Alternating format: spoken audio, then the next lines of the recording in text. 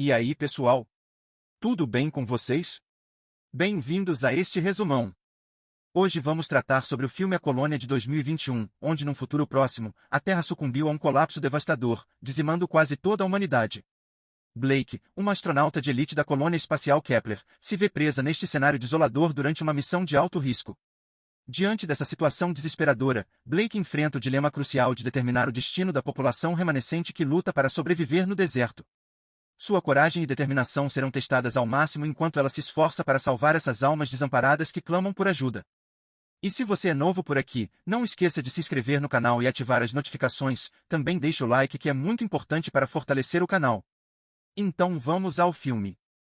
À medida que a humanidade desencadeou as mudanças climáticas, pandemias e conflitos na Terra, o planeta se tornou cada vez mais inóspito. A elite dominante foge assim que possível, refugiando-se na colônia espacial Kepler 209. Com o passar do tempo, a colônia evolui com tecnologia avançada e exploração espacial, mas é assolada pela infertilidade devido à intensa radiação no ambiente. 2 décadas se passaram, e o projeto Ulisses é finalmente colocado em ação com o objetivo de determinar a viabilidade do retorno à Terra. No entanto, a primeira missão acaba em tragédia logo após o pouso. Após algum tempo, uma segunda nave, denominada Ulisses 2, é enviada, tripulada pelos astronautas Louise, Tucker e Holden.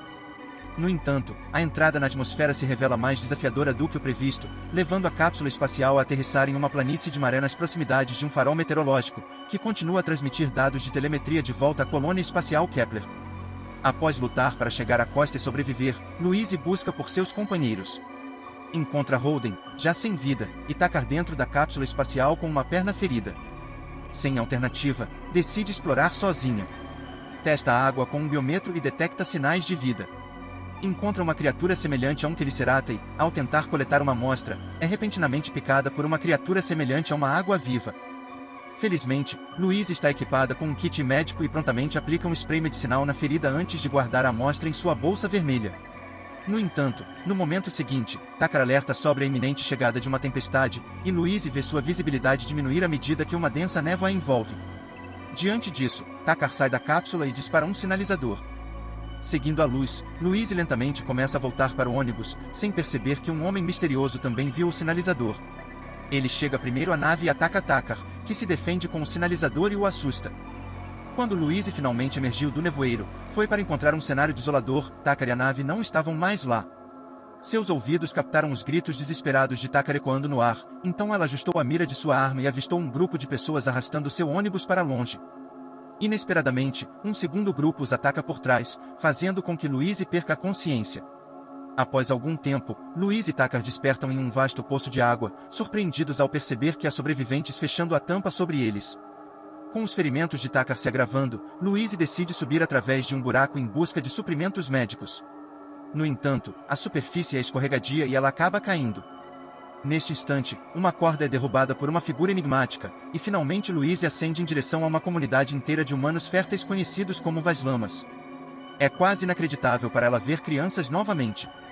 Infelizmente, ela não compreende a língua deles e é conduzida à força enquanto Moods utiliza gestos para implorar sua ajuda para o homem cujo rosto fora ferido pelo sinalizador de Tucker. Louise tenta explicar sua necessidade de suprimentos, e então, finalmente, Narvik aparece. Sendo fluente em inglês, ela leva Louise em seu ônibus. Localizar as ferramentas médicas é fácil, mas Louise logo percebe que alguém retirou toda a tecnologia da embarcação. Quando ela vacila em se deslocar, é abruptamente arremessada ao chão e instruída a se aquietar. Posteriormente, Louise trata o homem ferido com spray, aproveitando a ocasião para ocultar alguns suprimentos médicos em suas vestes. Ela também nota que alguém está de posse de sua bolsa vermelha, ciente de que o biômetro está dentro dela. Ao ser empurrada de volta para a cova, administra medicamentos a Tucker enquanto compartilha com ele tudo sobre as crianças e os bebês que avistou.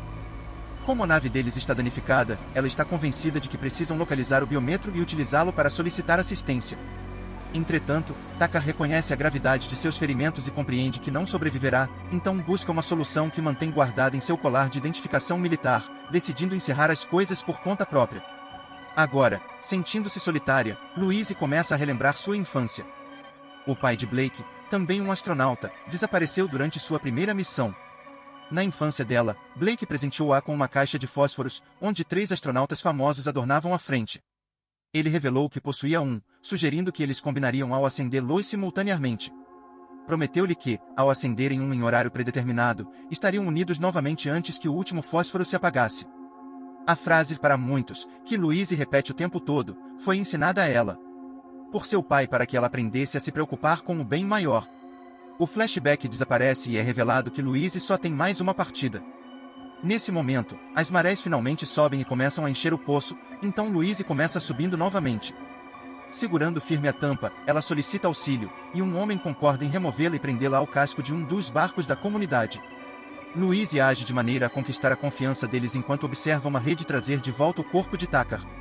Enquanto o barco levanta voo na calada da noite, Louise presencia o corpo de Tucker sendo lançado em uma jangada, desencadeando mais um flashback. O pai de Louise explicará-lhe que a humanidade esgotará os recursos da Terra e lhe mostrará uma pequena muda de árvore, destinada a não prosperar em seu novo lar colonial. No entanto, partiu pouco depois, deixando Louise sem saber se o experimento com a muda fora bem sucedido. Na manhã seguinte, enquanto a água começa a recuar, Louise é arrastada de volta para a cova. De repente, recebe a visita de Myla, uma jovem que lhe oferece seu spray médico. Com gestos na parede, Louise finalmente consegue estabelecer comunicação com Myla e aprender algumas palavras. Então, ela implora a Myla que a auxilie a obter o biômetro. Mais tarde, Louise escuta gritos do lado de fora e vê a tampa sendo erguida para que um homem desça algumas meninas e um bebê na cova. Ao espiar pelo buraco, Louise vê que o assentamento está sendo atacado e muitas pessoas estão sendo mortas ou sequestradas. Myla encontrou a bolsa vermelha, mas também foi sequestrada. Um homem chega ao poço para verificar o interior, mas Louise e as crianças se escondem bem a tempo. Depois que a situação se acalma, Narvik aparece para ajudá-los, revelando que ela é a mãe de Myla. Depois de escolher a boneca de Myla e o sinalizador de Tucker, Narvik foge para salvar sua filha. Louise a segue porque quer ajudá-la a salvar Myla, mas Narvik não tem certeza ela pode confiar nela mesmo que compartilhe um pouco de comida com ela. Nesse momento eles ouvem os gritos de Myla de longe, então as duas mulheres sobem em uma grande rocha e descobrem que os cativos estão sendo levados em um barco. Louise instrui Narvik a lançar o sinalizador como distração, mas Narvik insiste em atacar, forçando Louise a neutralizá-la. Com o sinalizador disparado, os homens buscam sua fonte. Aproveitando a névoa como camuflagem, Louise nada rapidamente até o barco, onde encontra sua bolsa vermelha. Antes de escapar, os homens também sobem a bordo. Louise não tem alternativa a não ser se ocultar com Malia e os outros prisioneiros. Em certo ponto, o barco atraca em um imenso navio de carga, preparado para enfrentar as frequentes inundações e tempestades.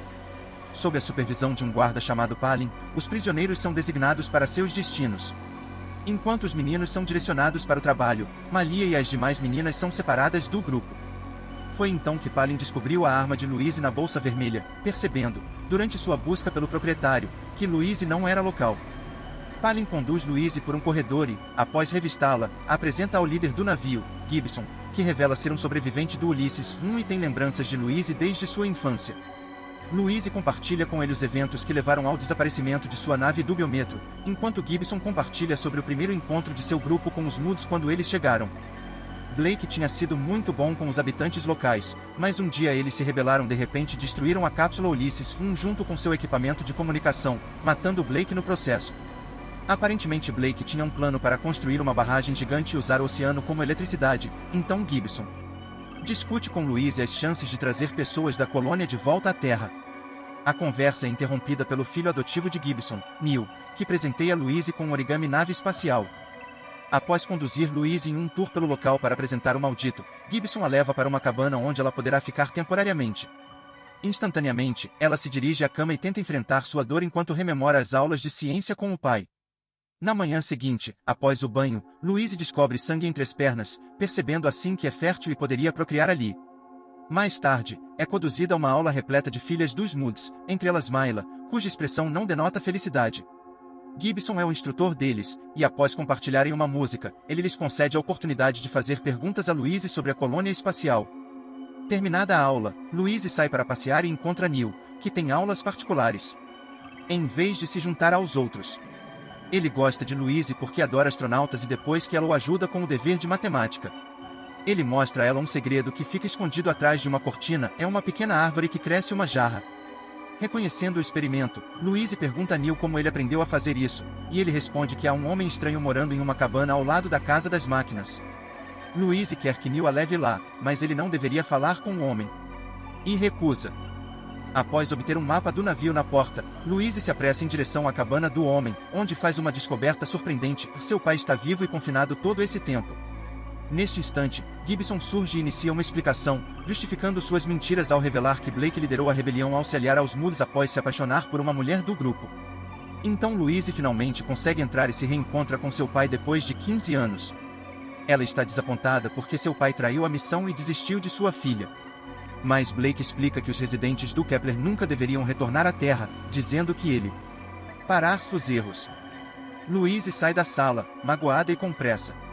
Mais tarde, à medida que a maré sobe, ela finalmente consegue visualizar a estação meteorológica, onde poderiam conectar o biômetro para entrar em contato com o Kepler. Decidida, Louise revela a Gibson sua fertilidade, percebendo que isso pode ser a prova necessária.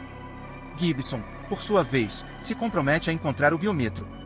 Mais tarde, durante o jantar, Mooney, a mãe de Neil, compartilha com Louise como Gibson a descobriu durante o parto, salvando Neil de um destino sombrio quando nasceu com o cordão umbilical enrolado em volta do pescoço. Naquele dia eles se conectaram e Gibson os adotou como família. De repente, a energia é desligada e Palin informa a Gibson que um intruso matou os guardas. Para alcançar a caixa de energia, Gibson imediatamente ordena que todos se escondam em seus quartos antes de saírem com uma arma. Louise segue por um corredor para retornar à sua cabana, mas é pega pelo intruso, que segura uma faca na garganta de Louise e a machuca. É então revelado que o intruso é Narvik, que está procurando por sua filha. Louise leva Narvik para ver Myla, mas assim que elas entram no banheiro das meninas, elas são de repente cercadas por guardas. As mulheres tentam lutar contra eles enquanto Myla clama por sua mãe, mas Palin aparece e chuta Narvik, de alguma forma sabendo o nome dela. Então Palin ordena que seus homens levem Narvik embora, mas antes de partir, ela sussurra para Louise que eles só levam as meninas e acidentalmente deixa cair a boneca de Myla. Depois disso, o poder retorna e Mooney trata o ferimento de Louise como ela diz misteriosamente. Ela tem os olhos dele. Louise olha para os posteres na parede e percebe que são todos fotos de meninas grávidas. Naquele momento, Gibson aparece para verificar o estado dela e revela a Louise que Narvik foi um dos guardas que se viraram contra ele durante a rebelião. Eles debatem a situação e, finalmente, Louise descobre que as garotas estão sendo mantidas em cativeiro para os futuros planos de Gibson. Apesar de sentir repulsa, Louise finge estar do lado de Gibson para evitar ser presa também. Subitamente, Palin chega com a bolsa vermelha, mas ao abri-la, Gibson percebe que o biômetro não está lá. Ele manda Louise embora e diz a Palin para ficar de olho nela antes de se voltar para seu filho, que mostra a ele uma boneca que ele encontrou. Gibson então percebe que o biômetro está dentro do boneco. Ao retornar para seu quarto, Louise ouve um barulho e encontra Myla escondida em seu armário. Mas Palin de repente bate na porta dela e entra à força porque ouviu que uma criança está ausente. Ele olha em volta rapidamente e não encontra Myla, mas em vez de sair, começa a bater em Louise, não se importando com ela recusando-o. Depois de alguma luta, ele a empurra contra a parede, mas antes que possa aproveitar dela, ele ouve um barulho vindo do armário. Louise corre até Palin enquanto ele se prepara para investigar, distraindo-o com um beijo. De repente, Palin começa a tremer e desaba no chão, sucumbindo à morte, pois Louise secretamente deslizou a cápsula de veneno do seu colar militar em sua boca. Em seguida, Louise agarra a arma de Palin e, com Myla ao seu lado, começam a se esgueirar pelo navio. Ao encontrarem um guarda, Myla distrai e Louise o nocauteia por trás. Depois chegam à cela onde guardam todos os presos que usam como escravos do trabalho. Narvik também está lá e Louise lhe dá a arma do guarda antes que ela possa escapar com outros. Enquanto os prisioneiros libertam as meninas, Louise parte em busca de Blake, que a direciona para a janela, revelando algo surpreendente: Gibson está se dirigindo à estação meteorológica com Neil e Mooney, o que causa estranheza, pois ele raramente deixa o navio. Nesse momento, Louise nota a presença da boneca que Neil havia dado a Blake e percebe que Gibson está com o biômetro. Ela não entende que prova Gibson enviará sem ela, e Blake revela a Neil. Não é um dos Moods. Louise abraça o pai ao aceitar impedir Gibson, e Blake diz a ela que nunca acendeu o seu. Enquanto isso, os Moods escapam do navio, esquivando-se dos tiros disparados pelos guardas. Louise une-se a eles e abate alguns homens antes de o grupo saírem disparada. Enquanto correm, os guardas aproveitam a oportunidade para abater alguns deles. Louise neutraliza qualquer guarda que se aproxime muito e auxilia o grupo a alcançar um barco antes de se lançarem na água e nadarem em direção à estação meteorológica. Enquanto Gibson está prestes a enviar a mensagem, tendo tomado o sangue de Neil, Louise revela-se e o ameaça com sua arma. Gibson responde apontando sua arma para Neil, revelando que ele é filho de Blake e, portanto, seu meio-irmão. Mooney tenta defender seu filho, mas Gibson simplesmente atira na cabeça dela. Louise abaixa sua arma para salvar Neil do mesmo destino, e Gibson imediatamente envia os dados para o Kepler usando o biômetro. Como ele está distraído, Louise aproveita a oportunidade para jogá-lo na água e depois o estrangula. E afoga Gibson, quase se afogando no processo. Narvik tem a sorte de resgatar e reanimar Louise com RCP. Depois, Louise e Blake se reúnem com os Moods e embarcam em um rebocador. Enquanto Neil lamenta a perda de sua mãe, Louise o conforta e lhe presenteia uma caixa de fósforos como símbolo de esperança. Pouco tempo depois, um bando de crianças se diverte no assentamento, mas ficam alarmadas ao avistarem silhuetas surgindo da névoa. Entretanto, o medo se transforma em alegria quando percebem que são seus pais, libertos do domínio de Gibson. Obrigado por assistir, se inscreva para mais.